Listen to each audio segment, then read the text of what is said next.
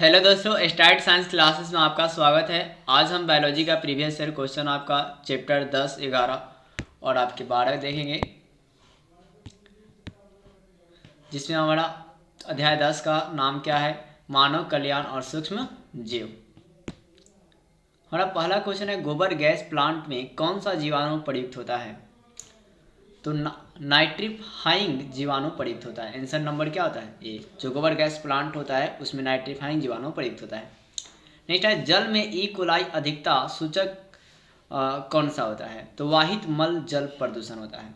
जल में जो ई कोलाई अधिकता किसके सूचक होता है? तो वो होता है वाहित मल जल प्रदूषण का। नेक्स्ट है, नाइट्रोजन स्थिरीकरण का मुख्य भूमिका कौन सी निभाते हैं?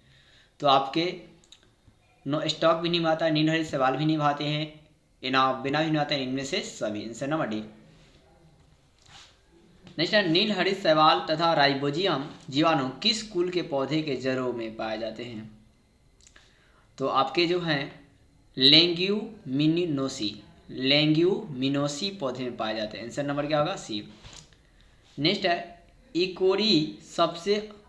इकोरी किस में उत्पन्न होता है? इकोरी आपका इनमें से किस में उत्पन्न होता है?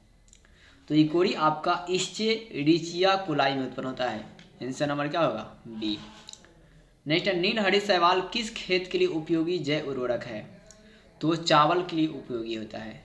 नीलहरित शैवाल किसके लिए उपयोगी होता है? चावल के लिए।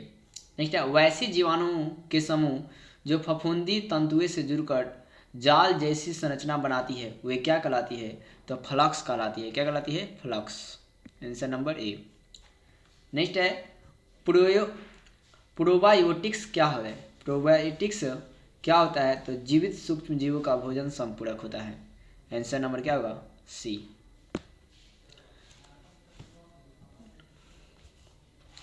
नेक्स्ट, शराब उद्योग में किस सूक्ष्म जीव का उपयोग किया होता है? तो अमीबा का होता है। शराब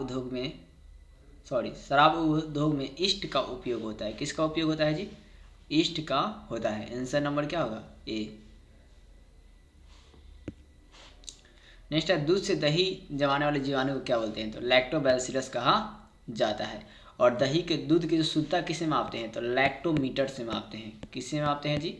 लैक्टोमीटर से। आप ये भी याद रखें, दूध की शुद्धता किससे मापते हैं? लैक्टोमीटर से। नेक्स्ट है, जैविक खाद्य का मुख्य स्रोत क्या है? तो जैविक खाद्य का मुख्य स्रोत जो होता है वो जीवाणु होते हैं, यानी कि बैक्टीरिया। नेक्स्ट है कि दलदली पौधे के जड़े पिंड का कौन सा जीवाणु पाया जाता है? तो राइबोजियम जीवाणु पाए जाते हैं। Rhizobium. Answer number A. Next है, पाश्चराइजेशन पाश्चुराइजेशन में गर्म करते हैं। तो मतलब किसको गर्म करते हैं? तब किसी तरल पदार्थ को 70 से 80 डिग्री सेल्सियस पर गर्म किया, शीघ्रता से गर्म किया जा सकता है। आंसर नंबर क्या होगा? डी। नेक्स्ट है कि टी लिम्फोसाइट उत्पन्न करता है। आपको बताना है क्या टी लिम्फोसाइट उत्पन्न करता है? तो वो यकृत में। किसमें जी? टी लिम्फोसाइट कहाँ उत्पन्न होता है? तो यकृत में। और नेक्स्ट क्वेश्चन है, मिट्टी बनाने के उपजाऊ के लिए कौन सा दर्ज होता है? तो जैविक खाद जो होता है वो मिट्टी बनाने के लिए उपजाऊ होता है। और नेक्स्ट है, इडली और डोसा का आटा किस सूक्ष्म जीव से प्रयोग से बनता है? तो विषाणु यानी कि वायरस के कारण वो आपका इडली और डोसा बनता है।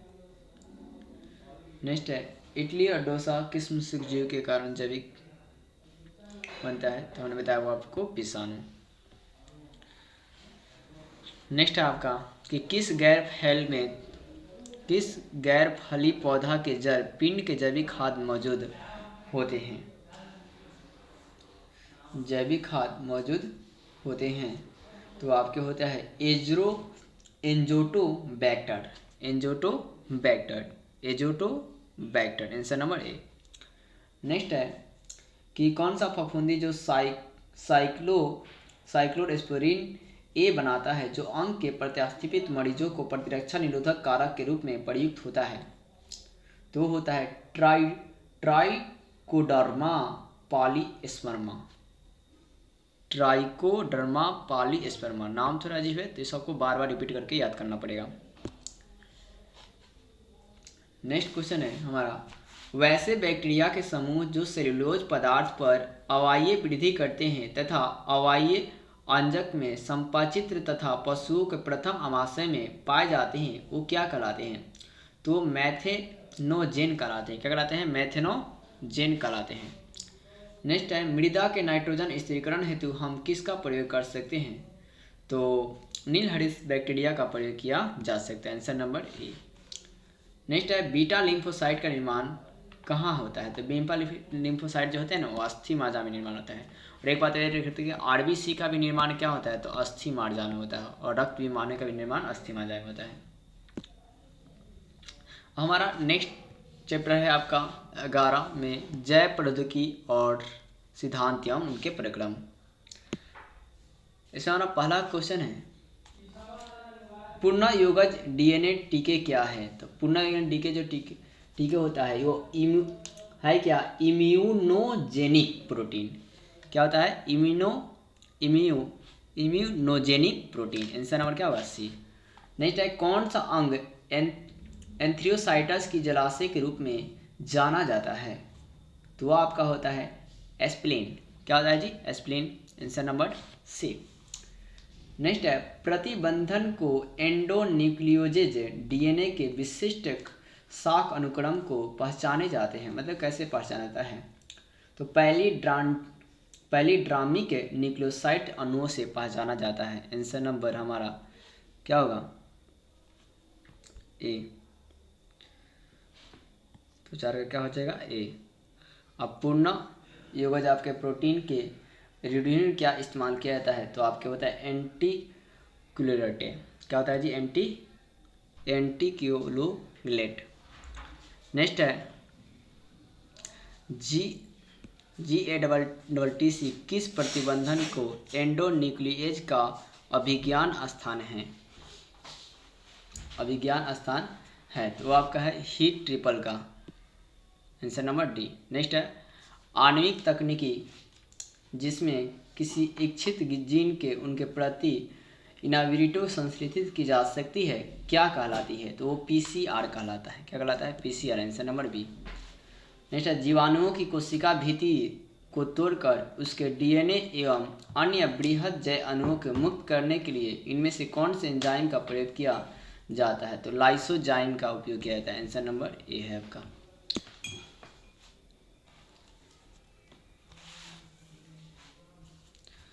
नेक्स्ट क्वेश्चन है, किसी भी जनसंख्या पर उपस्थित समस्त जीन उसके अलील कहलाते हैं। मतलब क्या कहलाते हैं? तो जीन कोष कहलाते हैं। आंसर नंबर क्या होगा? ए। नेक्स्ट है, पुनर्योगज डीएनए प्रौद्योगिकी द्वारा निर्मित प्रथम मानव हार्मोन वो कौन सा है? तो आपका है वो insulin. Answer number T. Next है, जीन गण किसके लिए प्रयुक्त होता है?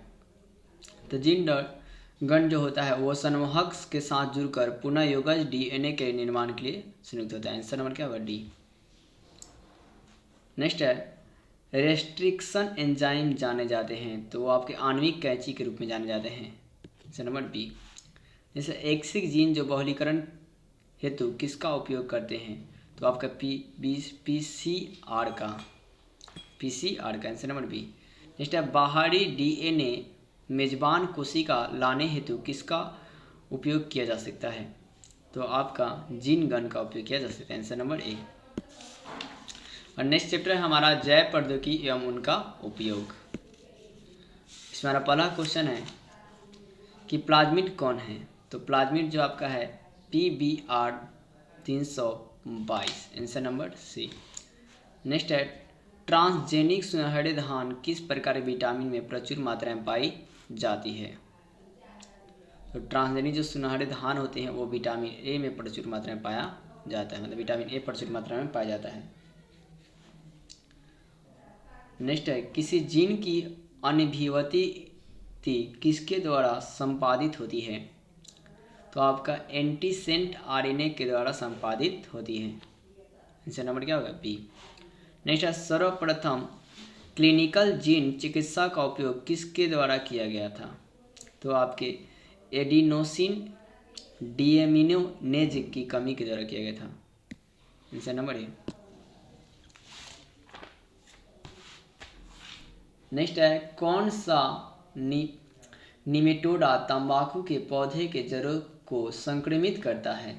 तो आपका जो मेलाइट डॉजिन इनकोनिटा जो होता है आपका प्रभावित संक्रमित करता है। Answer number A. नेक्स्ट है बैसिलस थ्यूरिनिएजिसिस के द्वारा स्रावित आविसीय प्रोटीन इनमें से कौन सा है? तो जो आपका है क्राई प्रोटीन होता है। क्या होता है? Cry protein. Answer number C. Next है EcoRI एंजाइम का स्रोत कौन सा है? तो EcoRI का संबंध ई कोली होता है। E coli. Answer number B. Next है प्लास्मिड जो अनुवांशिक इंजीनियरिंग में प्रयोग की जाती है वो क्या होता है? तो आपका जो होता है इससे रिशिया कोलाई से। Answer number B.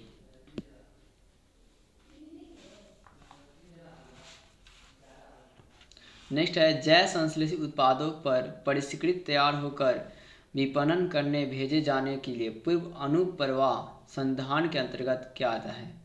तो आपके जो आते हैं पृथक्करण और शोधन दोनों। इनका आंसर नंबर क्या होगा? सी।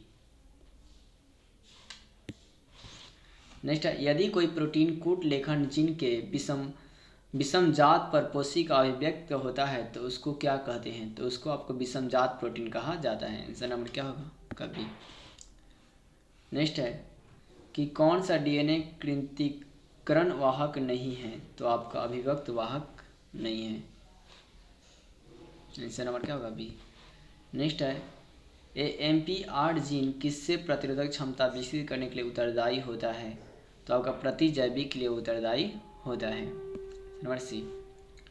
नेक्स्ट है क्राई IAB में किससे नियंत्रित करता है? तो आपका कर्ण छेदक को नियंत्रित करता है। Number A. नेक्स्ट है ट्रांसजेनिक मुस्सो यानी कि चूहों का प्रयोग किसके लिए किया जाता है? तो वैक्सीन की सुरक्षात्मक जांच के लिए किया जाता है। नेक्स्ट हमारा RNAi का प्रयोग रोगाणुओं को नियंत्रित करने के लिए किस पौधे का उपयोग किया जाता है? तो आपके तंबाकू के लिए किया जाता है। आंसर नंबर आपका ए। तो इसी के साथ हमारा यह चैप्टर समाप्त होता है। दोस्तों अगर वीडियो अच्छी लगे तो वीडियो को लाइक और सब्सक्राइब जरूर करें।